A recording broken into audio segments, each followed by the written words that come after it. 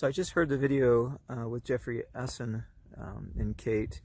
Mary had recommended it, and she was right. It was just an awesome interview about the gut biome, probiotic, and all that. And it inspired me to talk about this little guy here. And this is a secret in my practice that I just love to utilize every once in a while with people, and mostly for myself and my family. This is called stinging nettle. And you definitely don't want to touch those little hairs on there. Boy, I'll tell you, I don't know if you can see them, but they will hurt. And they'll hurt for a while. That's formic acid in there. So, but they are, if you believe it or not, this is a wonderful nutritional item.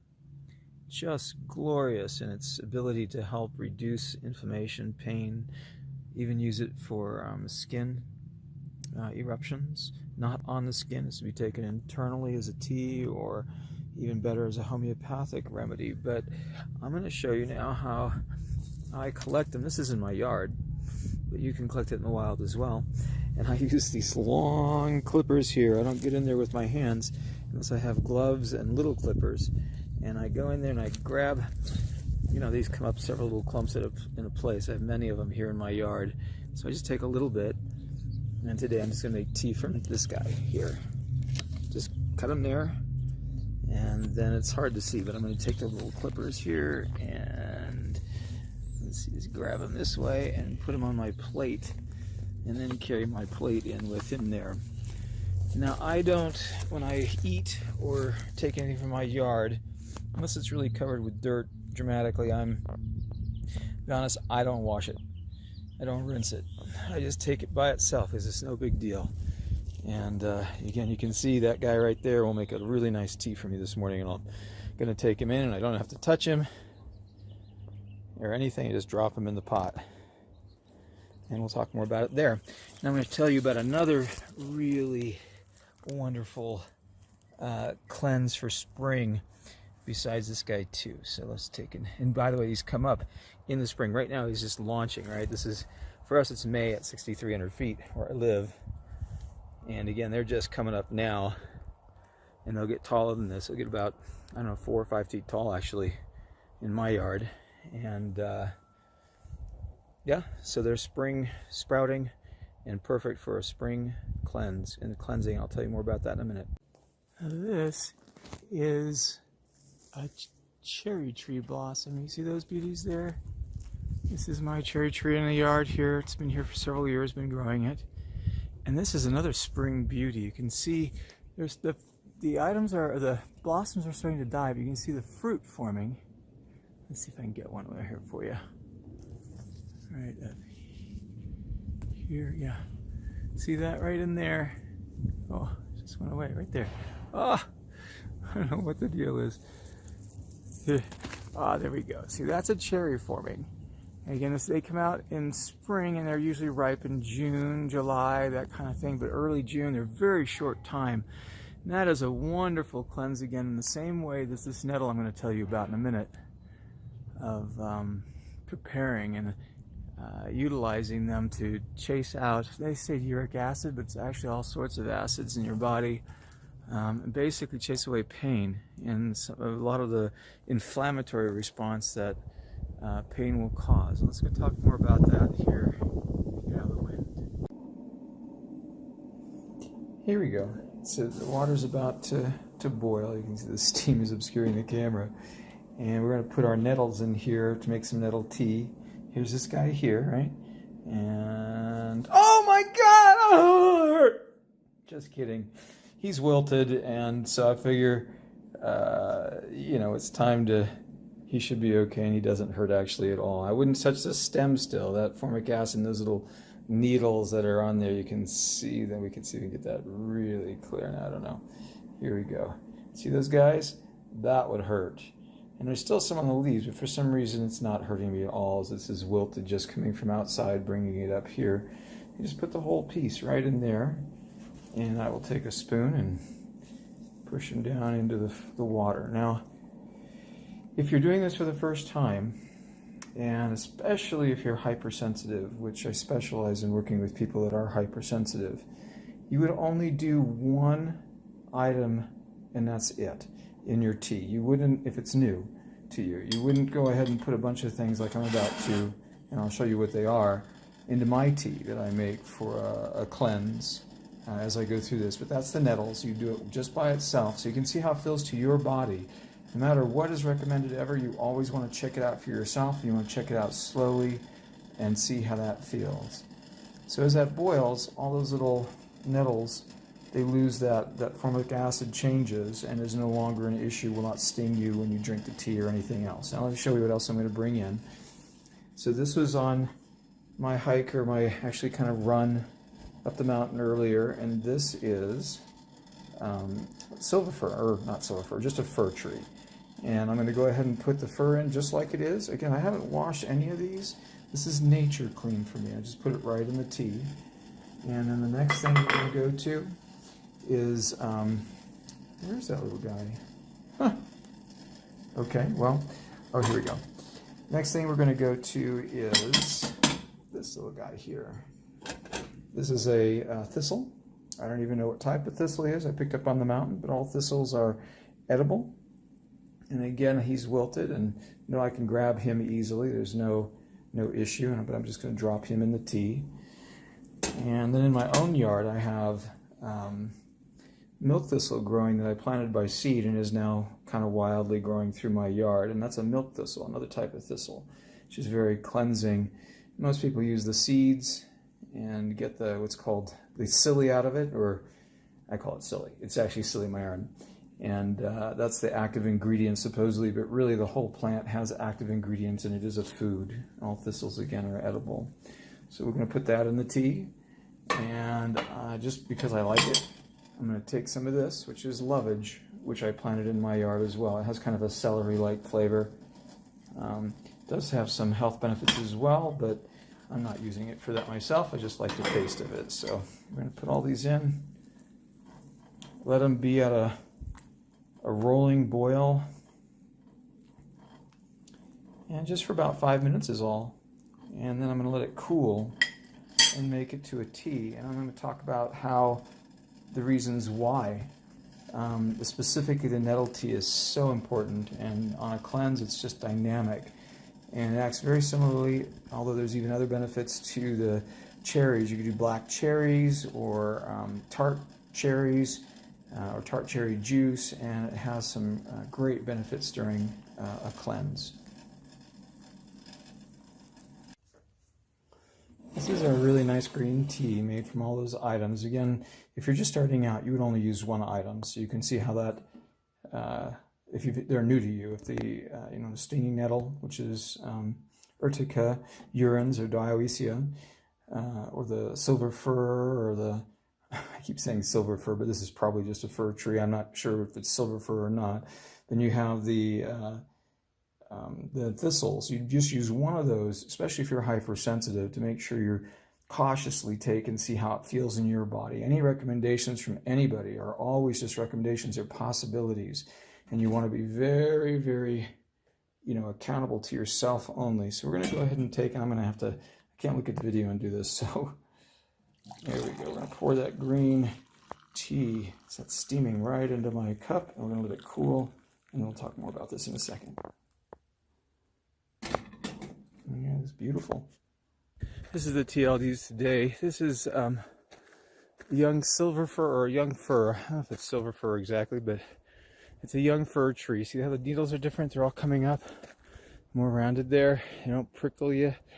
So I'm just going to take a bit of this and break it off here. And again, say thank you for that for my tea today is what I'm going to use. Again, very young, beautiful green needles off a young tree, so you're not getting the old parts of the plant where it stores the heavy toxins. This is the stuff that is highly dense in minerals and some vitamin C. Very great for teeth, by the way, actually. So I'll make a tea out of this.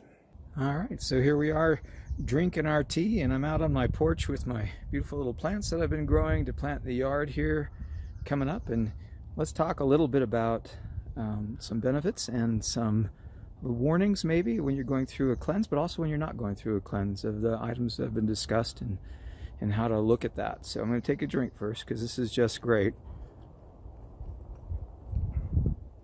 Oh yeah, and that's got that lovage flavor, which is kind of like celery for me, and that's just the way I like to taste my tea. But again, there's other things that are sweeter for people if they like that. A little bit of stevia can go in there, anything that you like to have that tea be more palatable for you while you're doing it, that's, you know, healthy. So what happens when you drink this? So the nettle in here, I mentioned earlier, is something that can really detox, or I kind of hate that word, it really is a nutritional source that helps your organs push out things like uric acid and reduce pain and inflammation in the body. Nettle tea is also something that is highly nutritional. It's really a food. Even though it has all those stickers on it and prevents most people from touching it or grabbing it, and we certainly wouldn't see that in a grocery store. It is highly one of the best nutritional sources. You know, mineral building. It's like I mentioned before, it can help with certain conditions, but I think it only helps with those conditions because we don't really eat it anymore. So it's a food. So it's a wonderful source of nutrition for everyone. And again, anything that you try, you always want to try it gingerly for yourself first, especially if you're hypersensitive. Now, the hypersensitive part I want to really kind of focus on for the moment right now and talk about why I'm drinking nettle tea. We've talked a lot about digestion in other videos and things like that, which are really exciting, and please make sure you look at the naturopathic doctor's information with Kate. That was a great interview, one of the best I've seen, and I learned some things for myself and things I'm going to test out myself. At the same time, I want to make sure that you know we're all experts, and we're definitely giving you information as possibilities.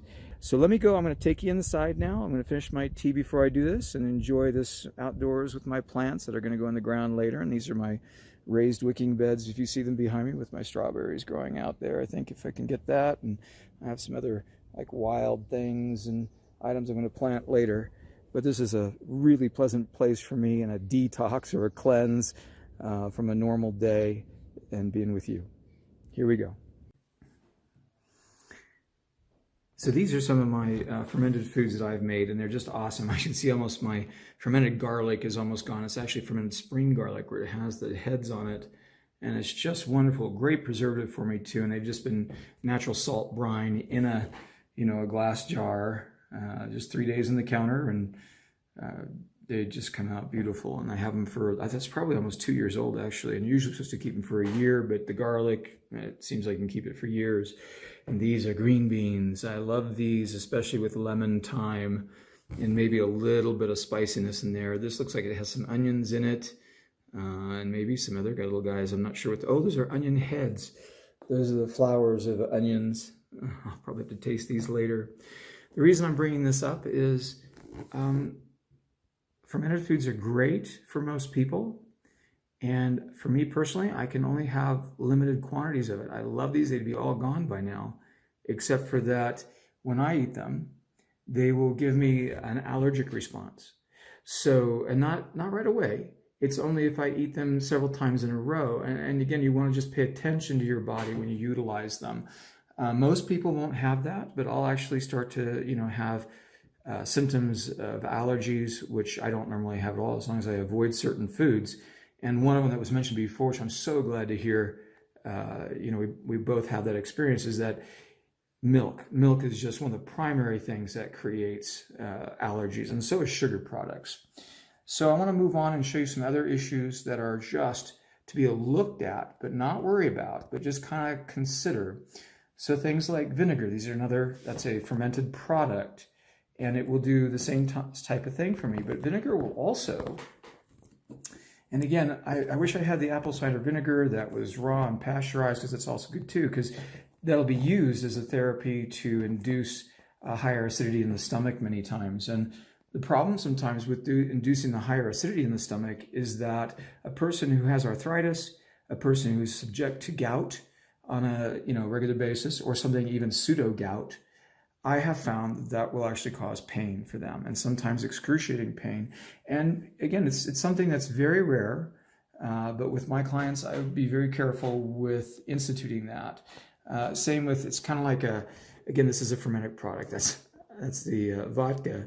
And sometimes I will find in tinctures, which is one of my tinctures that I'm making from a plant outside my yard. I was just trying it for allergies, and it doesn't work as a tincture because it has the alcohol in it, where it works as a tea, which is, again, what I'm still finishing here that we made earlier. So that's rabbit bush. And again, this is something I've been experimenting with for allergies for myself and other people locally, and has been highly successful, but it didn't work as the tincture that I can see, and it worked only as the tea. And I believe it's because the alcohol was actually part of that. And alcohol, again, will increase that acidity in our bodies and seem like sugar. Again, it's a sugar product. So the fermented items may also increase not only the allergies, but they may also increase pain if we're not careful with them. Or this is only in sensitive people, though. It's not everybody, but you just want to be very aware of what works for you and what does not. And then there's also these little guys here, which is citrus. So citrus will act in the same way sometimes. I've literally had people with rheumatoid arthritis that they were eating on a daily basis some form of citrus, either oranges or lemons. And when we've removed those and changed their lifestyle by doing that and other things, as well as some remedies, they've been re-diagnosed as no longer having rheumatoid arthritis, even though they were on drugs for up to 30 years. Have done very, very well. So, in fact, lemons, and then again, I wish I had the apple cider vinegar here to show you. They are theorized to turn to an alkalinity source for your body and help your body go alkaline. And that may work for some individuals, but what I found is people who have a tendency towards inflammation, especially where they're feeling pain in their joints or muscles, gouty kind of situations, or even pseudogout, or rheumatoid arthritis, other things like that, that it doesn't, that it actually winds up harming them. Not about harming them, but it is inflammation and an inflammatory process that can be harmful. It just increases the pain. So again, I have found that these little guys, these little critters here, that are supposed to be so helpful for some people, are not. That they do not turn alkaline in the body. They actually contribute to inflammation and pain, as well as the apple cider vinegar. And I've had to limit that in order to literally get people out of gouty situations or other painful situations. And so again, you're thinking of fermented items that can happen for some people. Vinegar and alcohol and all that stuff, even in tinctures. You just want to make sure that you're very aware of that. And if it doesn't do that, you'll know. Your body will feel better, and it won't have an inflammatory increase of the pain and or an allergic response, whether you're sneezing or itching, ears, mouth, nose, throat, respiratory wise, and then you know that that's fine.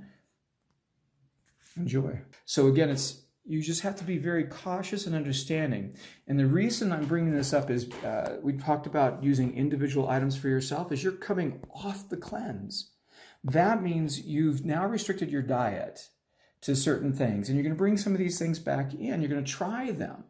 And I recommend you do try them. These things are so helpful for certain people. You don't want to avoid them. You just want to learn about them for you. But as you bring them in, you literally want to make sure that you're testing out how you feel as you're doing that. There's no test outside of you that's actually as accurate as your own test, and you have a perfect moment while you're taking and going through this cleanse to bring these items back if you've already been using them, or if they're new to you. Your body's going to be sensitive to those things, and you'll actually notice them very strongly, possibly, sometimes subtly, but you'll notice right away if you bring them back, whether they're harming you or not. And so I would like you to be aware of that, especially if you've had pain. All these little guys here could actually, even in your tinctures from your supplements or herbals that have been recommended, if they have alcohol in them, you just want to take and really test that out. And so I'm going to go back and I'm going to finish my tea out on the porch now. So thank you for allowing me again to be part of the cleanse with you, and I've just enjoyed it. I've done my own version of the cleanse since I've done this for many years, and I've lost weight. I've had great results myself, and I hope you have too. And I would like to make sure that to one more time remind you the last video that Kate and I did together, or the last interview, has some very basic items that ways that you watch for yourself, how to take care of yourself. And I think you'll really enjoy that as you continue off the cleanse, and be able to take those with you and really look at those items where things that hit you repetitively, how they affect you, eventually take you down, even if there's something considered healthy. Also, if you crave something, it talks about specifically different types of cravings, and what's a good craving and what is a craving that tells you you're already being harmed by whatever you're using. And anyway, it's a very important interview. It's something that supports my clients profoundly and can make a difference when they've tried everything and nothing else has helped them. So my best to you. Have a great one, and thank you.